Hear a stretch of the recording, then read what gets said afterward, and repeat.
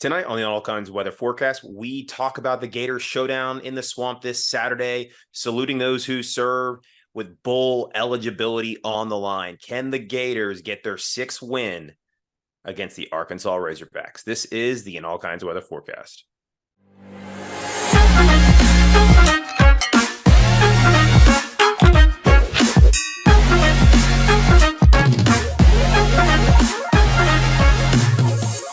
Welcome into another episode of the All Kinds of Weather Forecast. Joining you tonight on Halloween. Hopefully everybody has had some good candy and great festivities out there.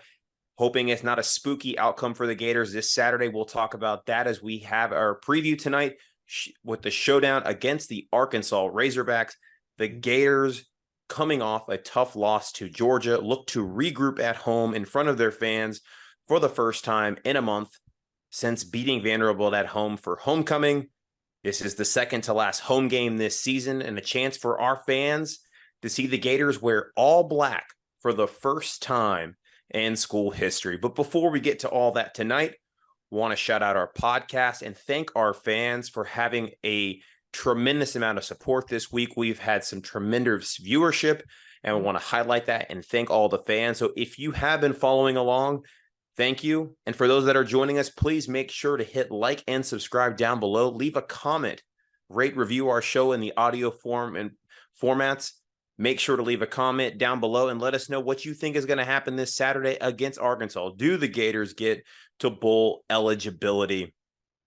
That's what's all riding on the line this Saturday. It's a big showdown against an Arkansas team, as we'll talk about. While they only have 2 wins to their name, are a little bit better than what their record may indicate, and that this could be a sneaky tough game for the Gators to get to that 6th win in Billy Napier's second year as the rebuild continues toward hopefully one day joining the elites of college football again. The Florida Gators, going into this game, have rode some momentum over the victories of Vanderbilt and South Carolina. Coming off the bye week, though, they came into Jacksonville and was throttled for the 3rd consecutive year, 43-20. And we're hoping that this year is not a letdown spot like it has been post-Georgia in some other years. So, Neil, we got bowl eligibility on the line this Saturday. There's a lot riding on it. What does bowl eligibility mean for Billy Napier in year 2? Because last year we made a bowl game. And to be honest, I'm not sure a lot of benefits really came from it. We played in the Las Vegas Bowl where there were a lot of opt-outs. But this year, we have a team full of freshmen, sophomores, underclassmen that have gotten a lot of experience. And that means 15 additional bowl practices if we get this. So with that in mind, what is on the line this Saturday? I would say that maintaining momentum is on the line. You definitely don't want to go into the offseason having lost 5 straight games. And if Florida were to lose this game, very, very possible that that's exactly what's going to happen. You're going to have to go on the road to LSU, top 15 team in the CFP rankings. You're going to have to go on the road to Missouri. Maybe not quite what LSU is or even what Florida is from a talent perspective, but that's going to be a cold day in the Show Me State. And then you're going to have a 1-game season against the team that's sniffing the college football playoff in FSU.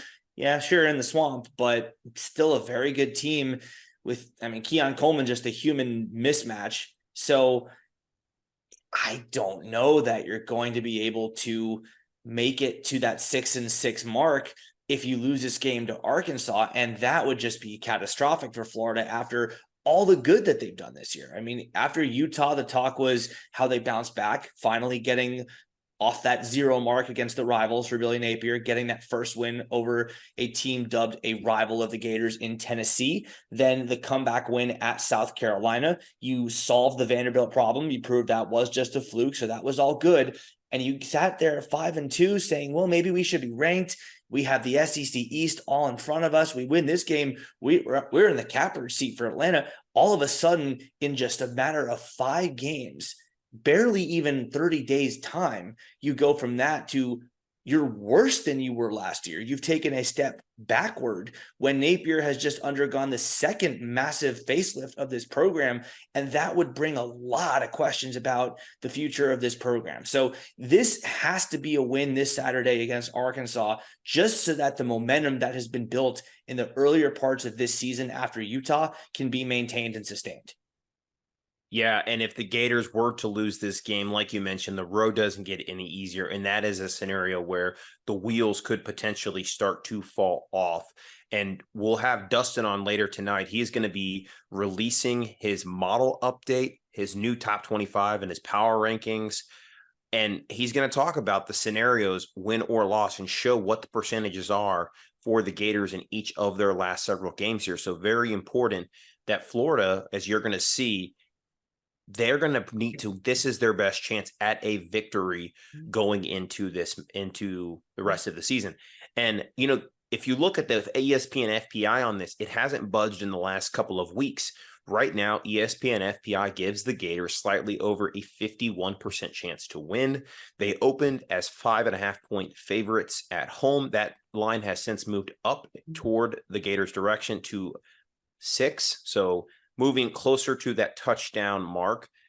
It's good news there. The money's moving. That doesn't mean anything necessarily, though, especially with the Gators, and have failed to recover a lot of spreads when they have been the favorites in the past. That is a trend that has started to be bucked a little bit this season under Billy Napier, but in the past has been a little bit of a sticking point of trouble. Now, if the Gators do get this win, that gets them to 6-3, 4-2 in SEC play. And at that point, you set the Gators up. Also, if they're able to win one of the last 2 SEC games, that could mean we also finish with a winning record in SEC play for the first time in 3 seasons. That is a big deal because we've had a very difficult stretch here in SEC play dating back to the 2021 season when the Gators had a losing record. And then obviously last year, once again, having another losing record. And a lot of media prognosticators picked the Gators to be 5th in the SEC East. Winning this game goes a long way to exceeding those expectations and obviously beating the over-under for 5.5 wins. So a lot of things on the line here where this game pretty much solidifies the fact that the Gators will have exceeded media expectations for the season. It guarantees bowl eligibility, and it allows our players to have those additional practices as they continuously develop. And one more point I'll add to those practices. DJ Lagway is planning to early enroll, and he will be there in December taking part in those bowl practices. And a lot of Gator fans out there, I'm sure, have grown very warm to Graham Mertz. And if he did decide to come back next season, we would welcome him as the starter. But getting DJ Lagway those snaps in December could set him up to be a solid QB2 and maybe even take meaningful snaps in the 2024 season when that schedule is very difficult. Yeah, and I mean, all that is true. And I think that this is a game that's an inflection point. It's a fork in the road for the Florida program. I talked about all the bad that could happen with a loss. Talk about the good that happens with a win. Now you're just talking about steal one of the last 3. You're going to be underdogs in the last 3 games of the season. Steal one of them. Just go 1-2. And all of a sudden, there you are at 7-5, and there is that improvement. There is that progress that we have been asking for all year long. So zooming out real quick and going mini state of the program mode. I mean, this is our Arkansas preview, so we won't talk about this too much. We'll have a whole offseason to do it. But the way I see it right now, there are 2 games that are currently on Florida's schedule that Billy Napier absolutely has got to win for these inflection points to go Florida's way. Maybe not right now. We all agree there's no danger of him being fired after this year. But lose either of these games that I'm about to mention, and he puts himself behind the 8 ball in a bad way.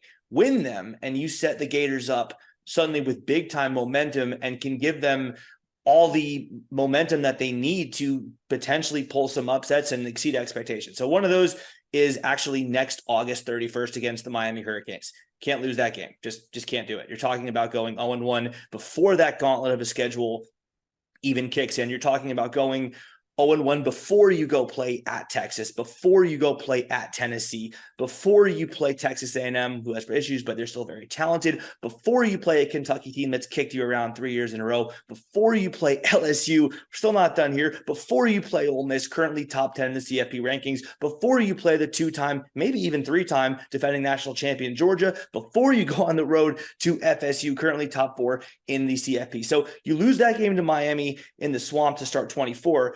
I know the mantra is patience, but you risk things coming off the rails very quickly in year 3. And on that same note, this Arkansas game has the exact same feel because the schedule is much harder after this game. It is Florida's best shot of its last 4 games to pick up a win. And you lose this game, the team could be maybe emotionally hungover. You get letdown performances against teams that are better than you, and you risk things going south very, very quickly. So Arkansas, as we'll talk about, they just fired their OC, Dan Enos. I don't recall the last time a team has fired its coordinator and looked tremendous the very next game. So, like, this is it. This is the game you absolutely have to win, and conversely can't lose, because you lose this, things go bad very quick. You win this game, and things all of a sudden could look very rosy with you thinking, all right, bowl eligibility is in the back pocket, 3 chances to get one more win and exceed that win total from a year ago. Yeah, and as you mentioned, Dan Enos was fired 2 weeks ago, right before the bye weekend. If you are going to fire a coach, especially the one that calls the plays, the best time to do that would be before the bye week, to give yourself 2 weeks to do some sort of install to get the players used to the play calling of your new play caller for that team. So we'll have to see for Arkansas how that works out without Enos in his first game. KJ Jefferson, the quarterback who many going into this season, and I think our very own Chris Phillips had him ranked very high in his power rankings. Many other SEC media members the same. He was one of the returning veterans from the season before when he put up very strong numbers. And look, I do expect KJ Jefferson to play be a major factor in this game.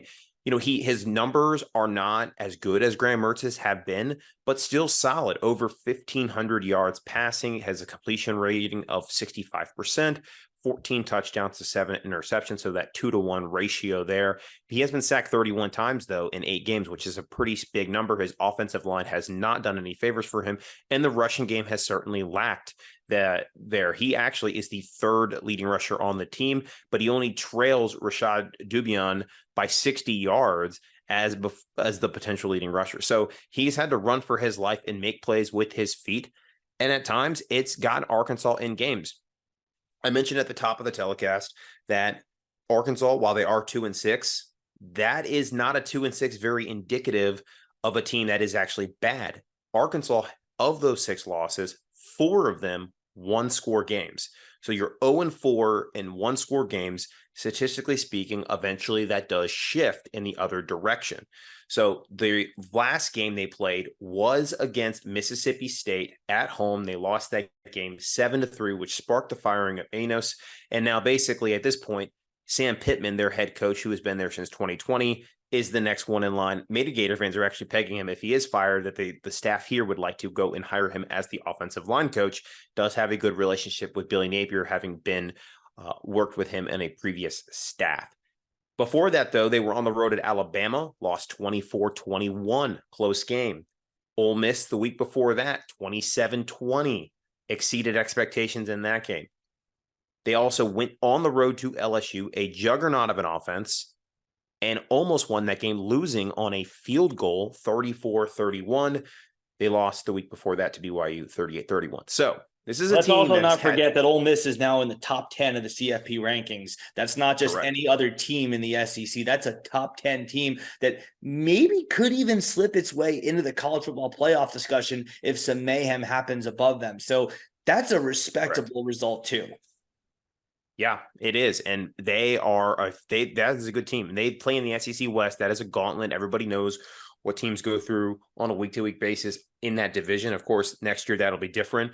Everybody's schedule will be very difficult with the additions of Oklahoma and Texas. But Arkansas has played a very brutal schedule. And one of their non-conference opponents, BYU, just like Florida went out of conference and played a tough opponent, and Utah, Arkansas had to do the same. And unfortunately, they lost that game as well. So Arkansas has lost a lot of swing games this year, lost a lot of one possession games. This is a team, though, it really depends on how they respond emotionally to everything. They've had 2 weeks to look back and see the fact that they are 2-6, winless in the SEC right now. How do they go to Gainesville? And it'll be a raucous crowd. I mean, I know it's a noon kickoff, but it is a sellout crowd. The crowd is going to be amped up for the saluting those who serve, as well as the first time in the history of the school will be wearing the all black uniforms.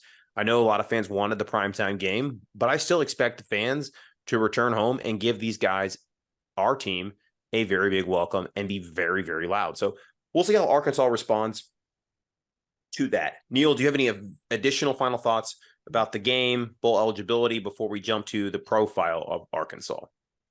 Well, if this Florida defense is going to ever stop the slide, because it has clearly regressed from week to week. Georgia, obviously a very good team, but the defense has gotten worse as the season has gone on. If Florida's defense is going to shift and destroy that trend, this is it. Arkansas's offense, KJ Jefferson, yes, is a very good quarterback. He doesn't have help. And let's be real, Chris, scoring 3 points at home against a mediocre at best Mississippi State team is embarrassing. And now they don't have their offensive coordinator, which maybe you'll say is a good thing. But again, I'll go back to the point I brought up in the last time I talked. I've never seen a team fire a coordinator in season and then look great on that side of the football in their very next game. So, this is it. Florida defense, Austin Armstrong, Florida secondary, Jalen Kimber, Jason Marshall. You guys didn't have a great game. Let's be real. You didn't have a great game against Georgia. This is your shot at redemption, because if you let Arkansas move the football on you, oh my God, the things LSU and FSU are going to do to this defense are going to be just terrifying. They're going to be more spooky than anything anyone's ever seen on Halloween. So this is your shot to redeem yourself, to put some good tape out there. Your tape is your resume. And this is your shot to reinstall some confidence in yourself moving forward the rest of the year.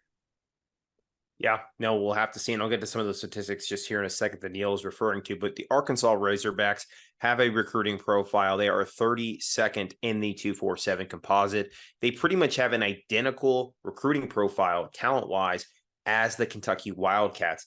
Both rank 31 and 32, respectively. Arkansas 32nd. Both have 1 5-star, almost the same amount of 4 stars, and basically the same player rating as well. So this is a talent profile similar to Kentucky, who Florida went on the road and lost to earlier this year. And a lot of fans, we made a fuss about the fact that we lost the Georgia game because of the lack of talent and the disparity there. But many fans in the comments of our show rightly pointed out, you know what? That is true, but Florida has lost to inferior talent teams this year, Kentucky and Utah, to name those. And that is a trend that has gone back to last year, obviously losing it to a team like Vanderbilt, who is nowhere even in the ballpark of Florida's talent profile.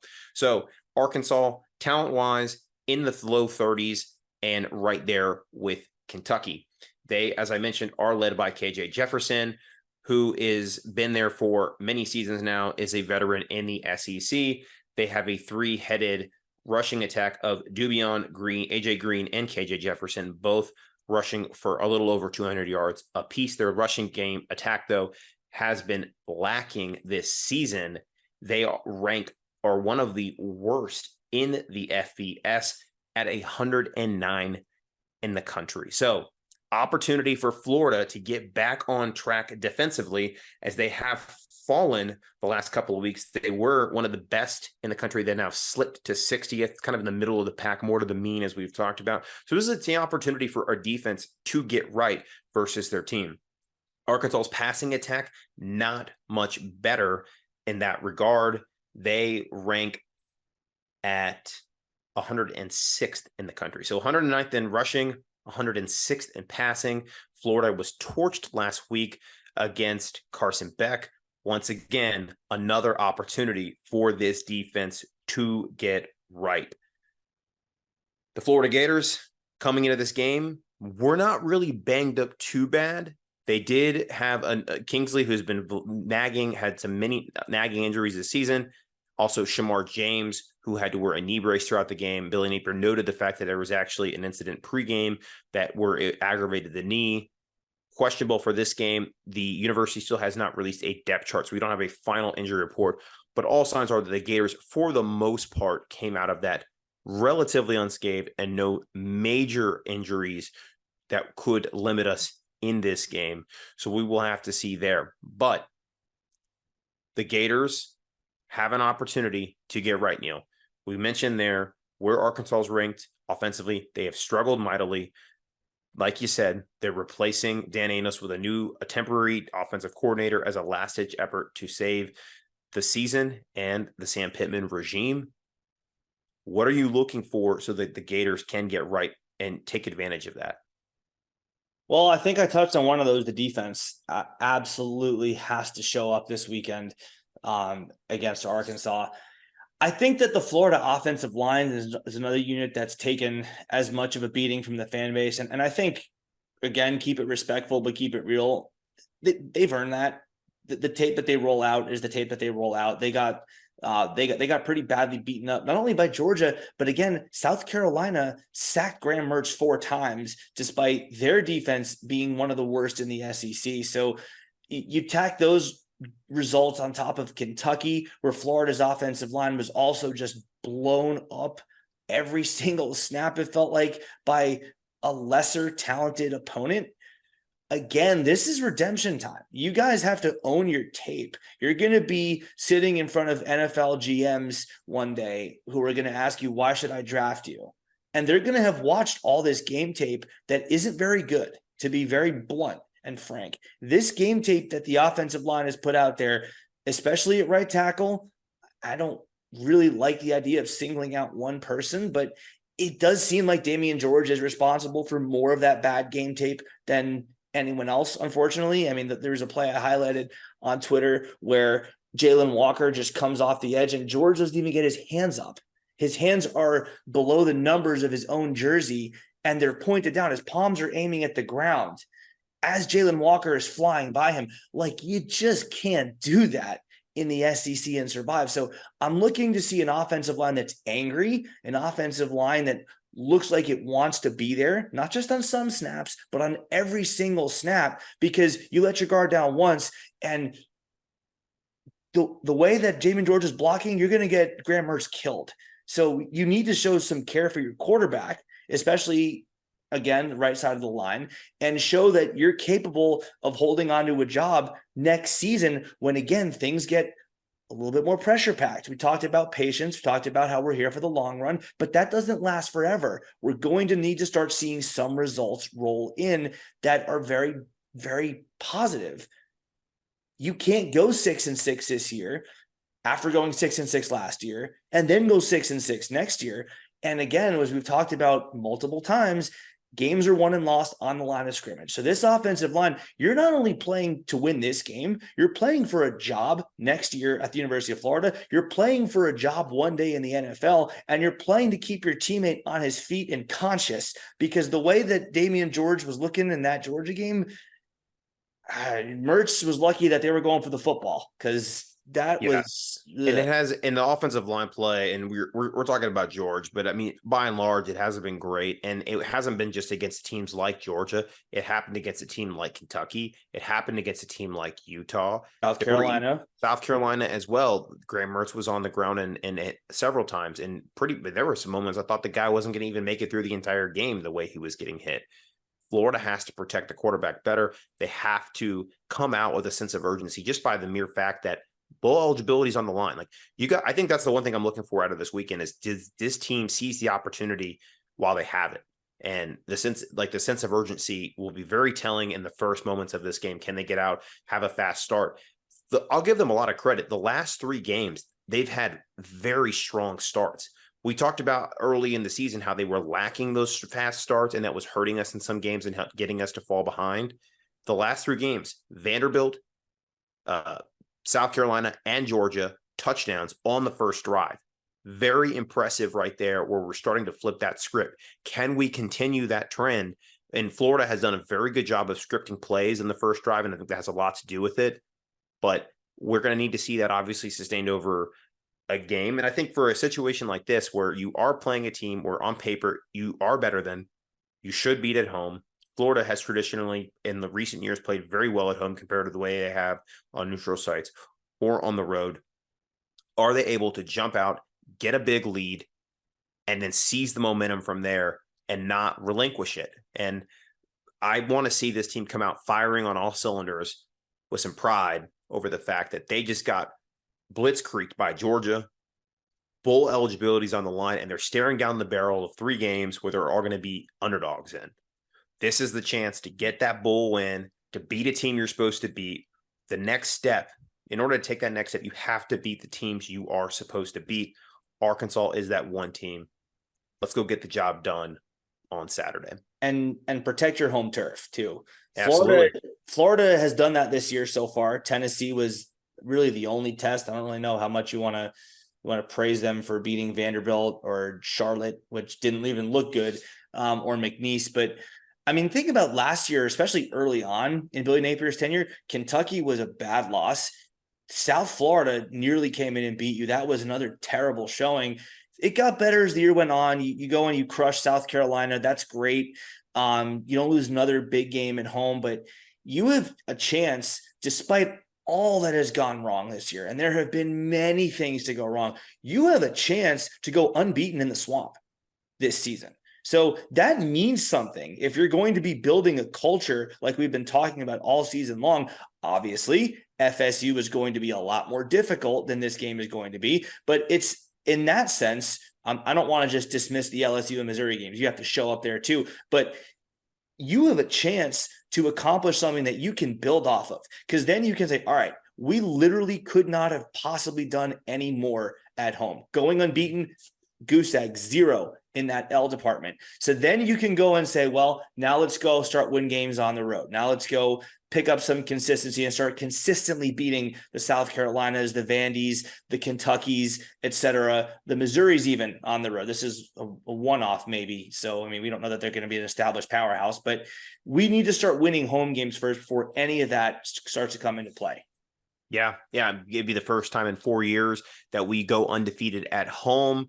It would be also it would set us up to improve our record against Western Division opponents. We were able to go 1-1 last year, but in other years we've struggled against all of our Western Division opponents. Another chance to beat one there. In the last year that it matters, our literal last shot right. ever at home to beat a West team. That's a good point. Yeah, no, and then, it does. I think it sets us up for some confidence in those remainder games. We're able to build upon it and maybe get an upset over a Missouri and FSU. I mean, like I said in the last podcast, Florida last year had all the momentum, and I think fans thought they were going to finish maybe 8-4. Fans may not be thinking in that this year, but maybe a win like this, and then you get a win versus somebody you're not expecting to. That's when you start exceeding expectations, and the fans then really have some hope and some buy-in. And look, we're going to have a really big visitors list. We'll be putting it out on our recruiting handle at an all kinds of weather recruiting this week, but it is a star-studded list, not just of committed Gators, but also commits elsewhere and potential commits here in the future of top 100 guys. So this is a chance to show out in your home crowd against guys who were either maybe thinking about visiting other schools or thinking about committing to the Gators and flipping to us. This is the chance to show out. So shout out to the crowd, be ready to go, be loud, create an awesome environment for those guys, but also to the players. Look, this is how you build momentum and keep building toward the future within the program. So you touched on the recruiting aspect. I'm not going to even sit here and attempt to pretend that there's any cause and effect relationship between the jersey combo and the win or loss. Oh, let's not even entertain that. We're not going to do that. Let's not go there. but what I am going to say is, wouldn't it be nice if that one blackout game was a win for the recruits? Forget the fans. Wouldn't it be nice to say to recruits, yeah, that time we wore black jerseys and won the game, just as a little added tiny piece as I guess a closing cost, a closing pitch that you can make. Yeah, we don't just look good, we play good in what we look good at. It would just be a nice, and especially with the Gator Good Foundation bringing a 30-year Air Force veteran to the game, it would just be a win that feels good in so many different aspects. The bowl eligibility, the salute to serve, Gator Good Foundation, Tyson Wills, 30-year Air Force veteran, thank you for your service, as well as everyone else who served our country. it would just be a win. Oh, and the recruiting aspect, there are so many good things, so many good feelings that could potentially lead to good results that would arise from a win in this game. Black jerseys looking cool happens to be on the very bottom of that list, but sure, throw that in there too. And the Gator Good Foundation would remain undefeated in when they send a participant to the Gator games. We got to keep that going too. 4-0 right now. Gotta get that number 5. For those of you who do not know, 2018, we started it. We beat South Carolina in that comeback game. We were down 31-14. 2019, we beat Vanderbilt 56-0. That was obviously great, especially after the fight with Vandy the year before. Our candidate loved that. 2021, Tennessee, a game we probably shouldn't have won. Like if we look at the rest of the seasons for both Florida and Tennessee, how the years played out, Florida probably shouldn't have won that game. They blow Tennessee away. By the way, that was another U.S. veteran, Ontario Jones, in that game. And then last year beating Missouri 24-17. So we need to make sure that 5-0 happens because, guys, there are just so many other good things that we could use as springboards with a win in this game. Absolutely. Well, with a springboard to our next segment here, we're going to be dropping in Dustin. He is going to be talking about his new model release for top 25 and all of the updates associated with that. So now I want to welcome in Dustin Smith, who is going to be revealing his top 25, his SEC power rankings, and giving us an update on how the model did this past week and the various scenarios it's predicting for the Gators for the rest of the season. So welcome in, Dustin. Thank you for joining us. Thanks for crunching the numbers and getting it out there. I think a lot of fans have been starting to take notice of your model and your rankings, and I think they're starting to react similarly to a lot of other power rankings, but we love that. So for those that are watching or listening today, please leave a comment down below, your thoughts thus far on Dustin's model. Let us know what you think, good and bad. We want to hear it all. Give Dustin some feedback on that. But reminder for everybody, a power ranking is not a poll. So for those that when they see the top 25 and for certain teams that are higher than others, it's not because it's the eye test and the wins and losses. There's data that gets inputted in this. So Dustin, tell us about the data.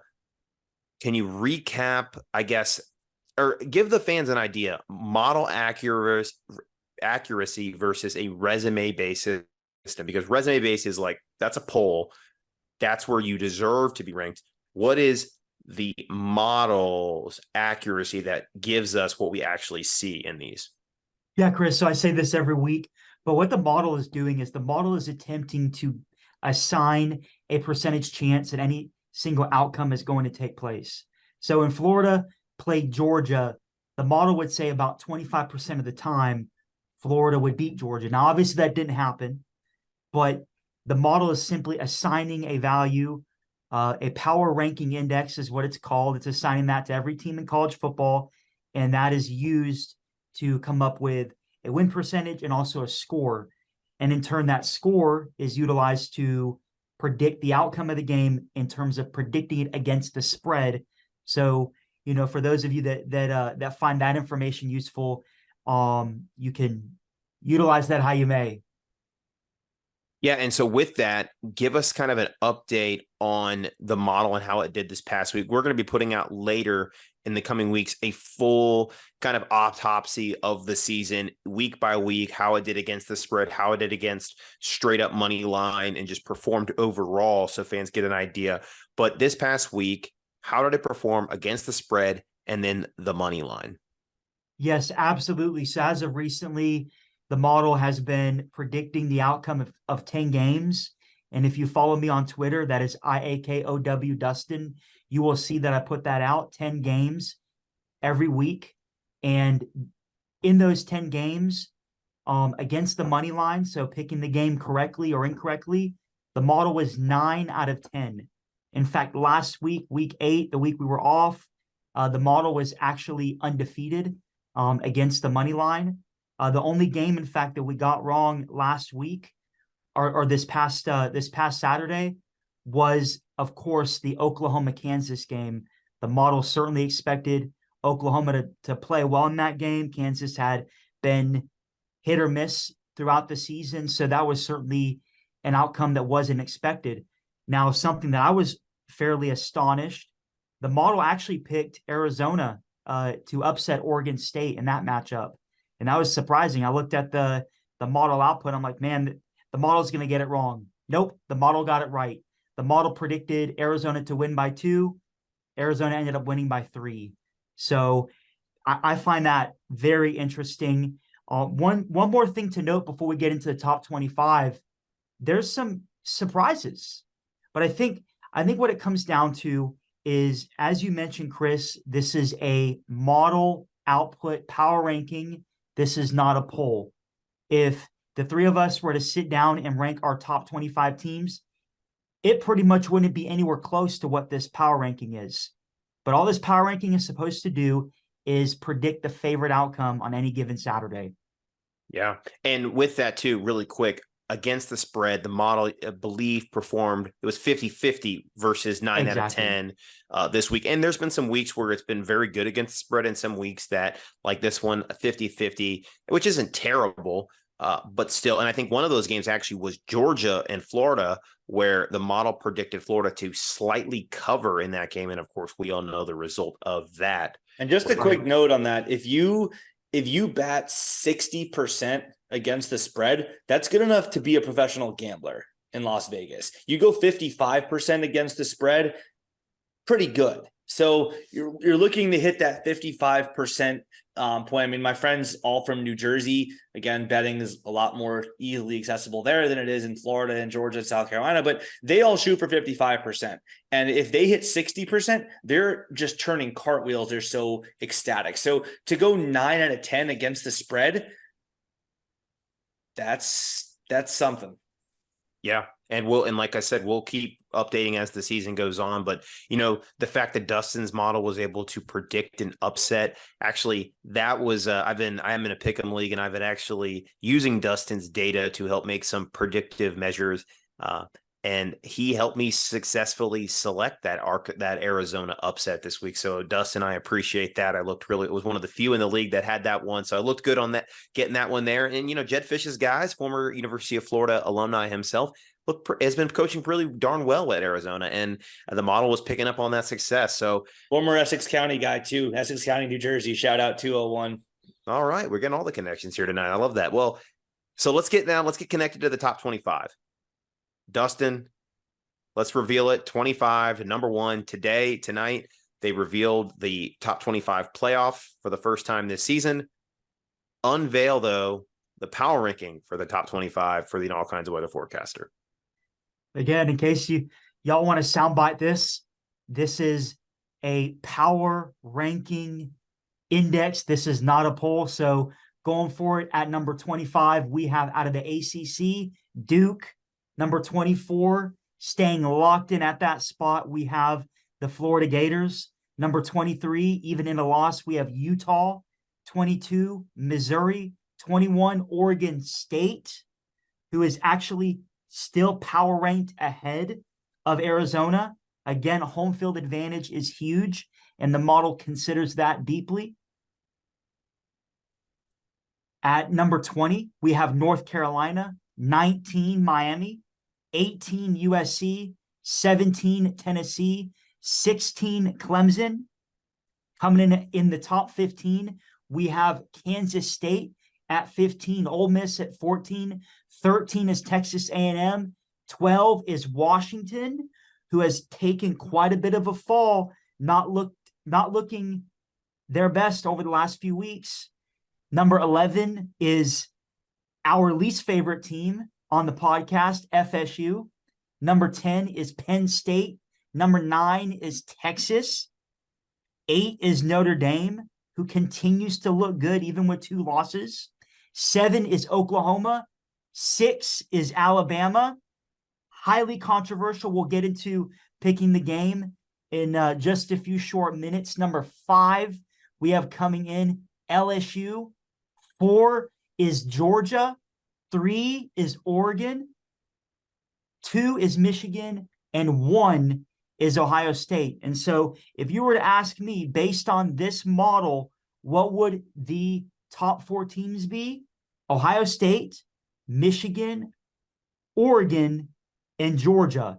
That is your top 4. Shout out to Dustin, by the way, for having Ohio State at number 1 pretty consistently throughout the course of the season. Yep. And first CFP ranking reveal, guess who's number 1? Yep. It's not Georgia, it's Ohio State. Yep. Yeah, that is truly wild. And that's something that's pretty impressive that Dustin was able to do that with this model and continuously making the tweaks week in and week out. Really quick before we go to the SEC power ranking, Dustin, a lot of fans will notice in that top 25 there that let's look at a team like Florida or North Carolina who lost by quite a bit on Saturday, really didn't even move that much. Now, of course, Florida lost to the number 1 team ranked in the country, a top 10 team in the power ranking. UNC, though, lost to Georgia Tech, who isn't even ranked in the power ranking. So why does a team like UNC or Florida not move after losing the way they did? But then a team like Washington, who has won, is undefeated, drops to 12, or a team like Florida State, who continuously wins, is number 11. Kind of explain to the fans why that happens.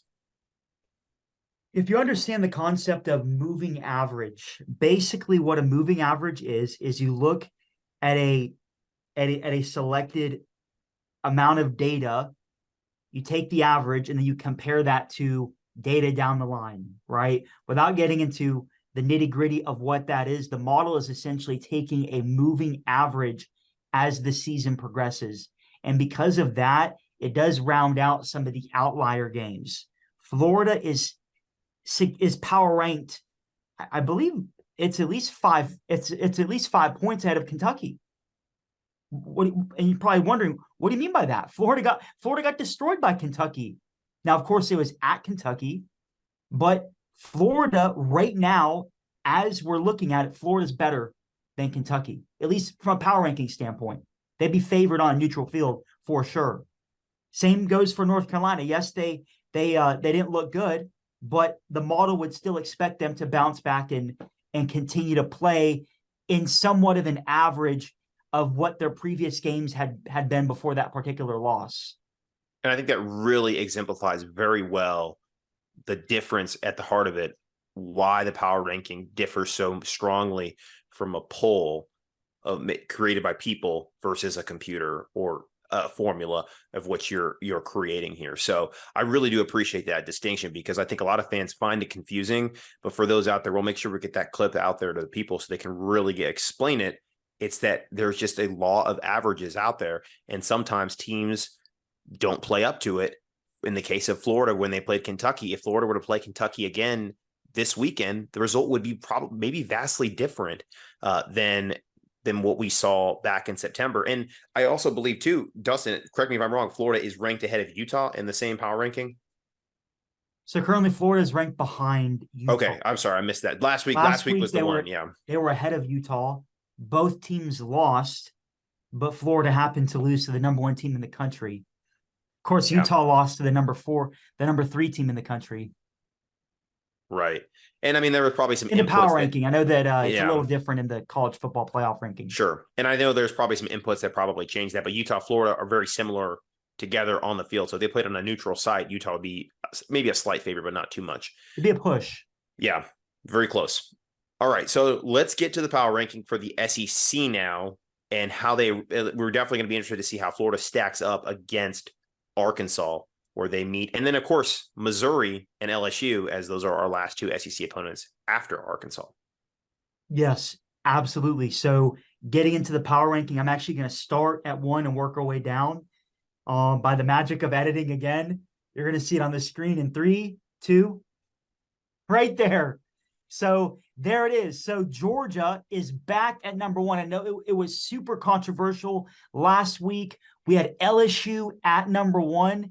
If you break down the specific metrics in the power ranking, LSU is actually the number 1 team in the country in the specific metric of the advanced stats. Their offensive advanced stats are through the roof. And the only SEC team that I would expect to, on a neutral field, I would expect to beat them would be Georgia. Now we'll get to our Alabama LSU game pick later on, but rounding that out, Georgia number 1, LSU number 2, Alabama number 3. Still controversial. A&M at 4. Their talent plays heavy with that one. 5, Ole Miss. 6, Tennessee. 7, Missouri. 8, Florida. 9, Auburn. 10, Arkansas. 11, Mississippi State. 12, South Carolina. 13, Kentucky. And 14, Vanderbilt. All right.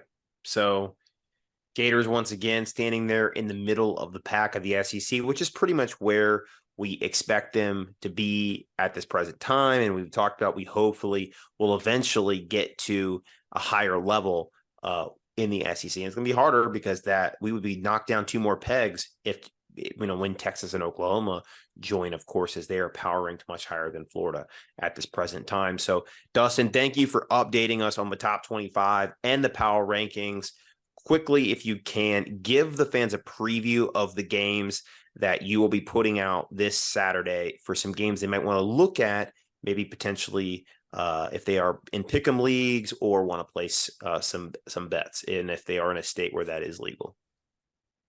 Yeah, let's dive into a few of them. So we have that coveted Kansas State Texas game. The model likes Texas by 11 points. So against the spread, that would be taking Texas to cover. Let's go to that Texas A&M Ole Miss game. The model actually likes Ole Miss by 7. Missouri, Georgia.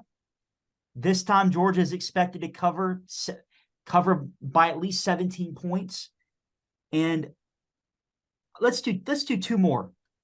Let's do the Washington USC game. This one is slightly controversial because USC has taken a nosedive, but the model actually expects USC to upset Washington, beating them by 3 points. The final game we're going to look at is the game of the week. This may even be arguably the game of the year. LSU, Alabama. The excitement index on this game is through the roof. I've not seen in all kinds of weather forecaster power ranking excitement index like this since we looked at the Texas-Oklahoma game several weeks ago. The model expects Alabama to come out on top by 4 points. So there's a few more games that we have. We have 10 games in total that we look at every week. So if you want to see some of the other ones, definitely stay tuned to IAKOW Dustin on Twitter, where I will put out the rest of the games and you can be ahead of the game when it comes to knowing what will most likely happen on this coming Saturday. Dustin, I have a question. I know that this is not the case because they are playing in Athens, but you're the one who's crunching all these numbers. So give us your prediction as to what do you think the model would predict if Georgia and Missouri were to play on a neutral field. I'm very curious to see what that would be like. Right. So I have a proprietary calculator for home field advantage, which looks at several. So I'm saying if you remove that, what would it be if Georgia and Missouri met on a neutral field? What would be the expected outcome? So that home field advantage index for Georgia gives them an additional 4 points. So 17 minus 4 be about 13 points. So Georgia would be a 13-point favorite on a neutral field. 4 point swing then. So 4 point swing. Sounds about right. Okay. I mean, it sounds reasonable. I was thinking that might drop it a bit. I mean, I don't know. Georgia's offense kind of shows up in spurts at different points, but I guess that sounds about right. Yep. Yeah. Well, Dustin, we look forward to the rest of those games. Please, like he said, be on the lookout for that at IAKOW Dustin. And we, of course, will share it at In All Kinds of Weather. Thank you once again, Dustin. And now, with all that said, it's time to predict the Gators game this weekend in the Swamp. Guys, the Gators, 6-point favorite at home. ESPN FPI gives us a 51% chance to win. Dustin, quickly, can you give us the percentage chance the model gives the Gators to win this game? The model is giving Florida a 61.4% chance to win against Arkansas. Wow. Wow. And I'm sure that has a lot to do with the fact that the model certainly favors and understands Florida's home field advantage and that they have taken advantage of it, especially recently. I know that it definitely is probably a part of that proprietary calculation in there, correct? Absolutely. Florida has been bar none better at home than they've been on the road. Yeah. But just And for comparison purposes, the ESPN FPI gives Florida 51.8%. Right. Yeah. Yeah. So, I mean, it's a massive difference there that the model is thinking about. And in Vegas, I think there's a big difference. I mean, normally when you see an FPI of 51%, that's like a push at Vegas. Whereas like, I think Dustin's model is a little bit more in line actually with what Vegas says. So Dustin, we'll get to that in a second, but guys, let's go ahead and give our keys to the game for Florida to win this Saturday. So we'll start with Neil. We'll go to Dustin, and then I'll finish this off there. Offensive line, you got to show up. You got to do better than you did against Georgia, and you got to do better than you did against South Carolina. And you have to do better than you did against Kentucky. Those are 3 games where the game tape was just absolutely awful. Arkansas doesn't quite have the defense, I would say, that forget Georgia, but the defense that South Carolina or Kentucky have from a talent perspective, maybe a little bit less, but I mean, this O-line has looked really, really bad off the right side, and you got to keep Graham Mertz on his feet, not only to win this game, but to keep him alive for the rest of the season. Dustin? so offensively, Florida has to execute throwing the ball down the field. Florida against Georgia had about 53 to 57 air yards, if I remember correctly. Against South Carolina, that number was closer to 300. What is air yards? Air yards is the amount of distance the ball covers the field when it's thrown downfield. Florida has been notorious for throwing the ball side to side. We got to force the ball down the field and take those big shots because Arkansas is going to key in on the stuff closer to the line of scrimmage. Defensively, very simple. We need to force turnovers. It's disgusting that we've only intercepted the ball twice this season. We need to do better. And it's funny you mentioned that because both teams actually, if you look at their averages of takeaways and giveaways, they're essentially at 0. Both teams slightly in the negative for the season as a total, but they don't necessarily, they basically break even. And I would agree. One of the ways, though, and this is my key to the game, that you create turnovers is you've got to get home and get pressure. Florida, they brag about this win rate, and it's there, but they're not getting home to the quarterback. And the one time they did this season that was a big moment was when we got to Joe Milton in the Tennessee game, when Desmond Watson was able to get his hand in there, deflect the ball. Devin Moore picked it off. That really turned the game in Florida's favor, and Tennessee was never able to recover from that moment. My key to the game is I want to see Florida get 3 or more sacks. I'm ready for Princely Umanmielen to have a money game. He's played. I looked at his stats this year. He has played very well at rushing the passer. His win rate is off the charts. He's one of the best Pro Football Focus grades out there for an edge rusher in that regard. He struggles to hold the edge at times, but he's very good at getting to the passer. He needs to get the sacks. He only has 3 to his name this year, 2 against non-Power 5 opponents in McNeese and Charlotte. He has 1 against South Carolina. I look for him to maybe get 2 of those 3 in this game, and I want to see the Gators get to KJ Jefferson. They got to get him to force turnovers because if he gets out of the pocket, that's when he can make plays with his feet. As I mentioned, the 3rd highest rusher on the team. So for me, the key is keep KJ Jefferson at bay, force him into mistakes by getting some sacks, getting a relentless amount of pressure. So you're thinking of Brenton Cox versus FSU 2021 type of game for Princely. Number 1 jersey, big talker, not really showing up in the stat sheets, but you come alive in that game and you just rack up the stats and change the game. And he's going to play an offensive line where he's going to have an opportunity to do that. So right. This is his chance to do it, put something on film that pro scouts can be really excited about if he does indeed go out this year and they do want to draft him. So Princely, I would love to come in here on Sunday next week and be bragging about your performance. So that's my key to the game. All right, guys, it's prediction time. Dustin gave us the model's chance to win. Neil, give me your percentage chance to win and a score. Well, hold on. We got to talk about what happened before we started the show. We all gave our predictions to each other before.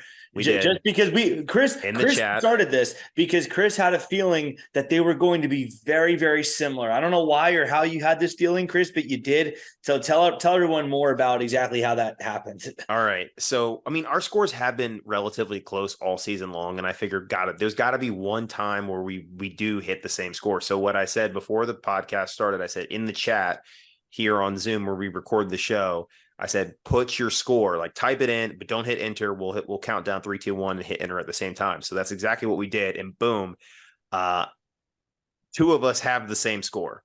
Exactly. And the third one was close. The third one was close. Yeah. The model is close to our score prediction.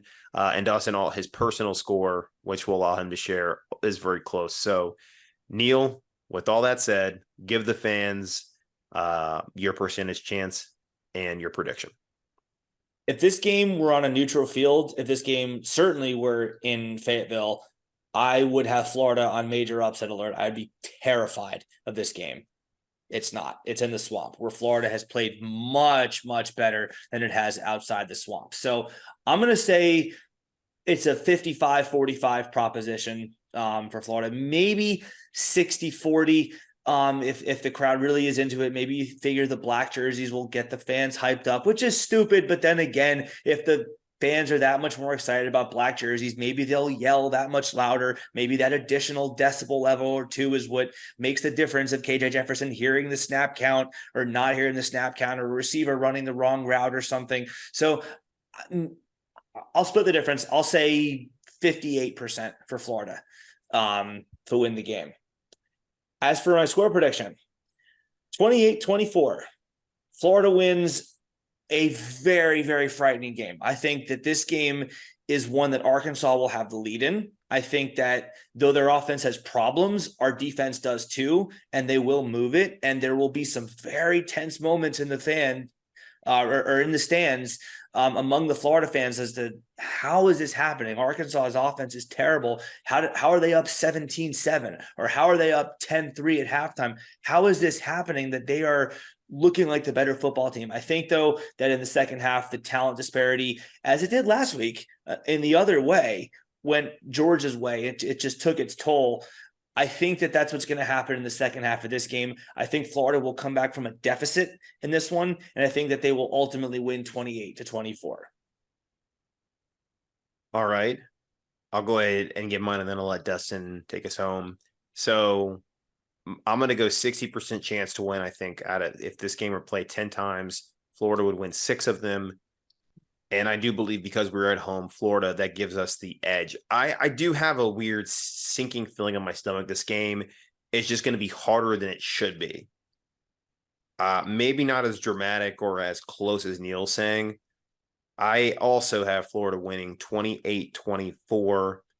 I think this is a game where it's kind of like Florida controls, like they lead the majority of the game, but they fail to pull away when they have opportunities to do it. Like maybe they get turnovers and they can't capitalize in the red zone or something like that, where they just aren't able to do it. And that's the frustrating part, is that we could pull away. We let Arkansas linger, but I do think Florida ultimately does get the job done. They get their 6th win at home this Saturday, and setting us up for, an upset down the line this season for us to get to that 7th win. So I'm going to go 28-24. Gators get the job done this Saturday. All right, Dustin, bring us home. Yeah, Chris, Neil, the model does like Florida. As I mentioned earlier, the model is giving Florida a 61.4% chance to win. The score prediction is Florida winning 30-23. So once again, getting 30 points on the season. And it all comes down to Graham Mertz. He's an excellent quarterback. He's been efficient. He's been efficient through the air. He's even scored a few times on the ground. He's done well. He needs to continue to be efficient. We can't turn over the ball. He's got to make plays. I expect him, Pearsall, Boardingham, I expect them all to have great plays. It's a big one. I know that we said it about South Carolina that was a must win, because we won that game, this one is now a must win. Florida has to win this game. There's a few games down the line that we really want Florida to win, but those wins aren't must wins. This one's a must win. So guys, it'll be a fun one. It will be a fun one indeed. And we will see how it all plays out. Hopefully the Gators move to 5-0 at home this season. They get their 6th win and clinch bowl eligibility. Once again, giving Napier a chance to continue to develop his team into December and into the new year. Florida has never lost to Arkansas in the Swamp. That is just a fun fact. Everybody knock on wood that is listening to this or watching this podcast right now after Neil just said that. Well, I mean, I hate to be the one responsible for a jinx, but you said it. So I did. I did say it, and I'm sticking behind it. But I think that there is some good mojo between that, the Gator Good Foundation, the similar theme of just appreciating all the military, the black jerseys. I feel like Florida might steal this one, honestly. I said I think Florida might come back from a deficit to win. I think it's very possible that we do not show up and play very well. Arkansas gets the better of the play, but that we take it in the very last minutes. I think that is very, very possible. Also, before we wrap up, we don't talk a ton about the MLB on this show, but shout out to the Texas Rangers. They're up 10-0 in the 5th inning of Game 4. They're, unless they choke this away, about to take a 3-1 lead in the World Series. And what a year for them, assuming they finish the job, which is not finished yet, but assuming that they do hold on, they will, or they might just win the World Series and the Wyatt Langford sweepstakes in the same year. That's unbelievable because he was projected at one point to be the number 1 pick overall and for some reason fell to the Texas Rangers at 4. Instead, the Pirates took Paul Skeens, which, heck, he is a very talented pitcher, one who probably will have a long career in the major leagues. But yes, I would agree. Double win for the Rangers there. But hopefully, and good for Wyatt. Good for Wyatt going to a franchise that knows what it's doing. Absolutely. But hopefully a win for the Gators this Saturday. So once again, thank you all for tuning in today. Make sure to like, subscribe, leave a comment down below, rate and review our show in audio formats. We thank you all for the tremendous support that you all have shown the All Kinds of Weather forecast this week and throughout this season. So from all of us here at the All Kinds of Weather forecast, have a great night and go Gators. And wear black. Wear black.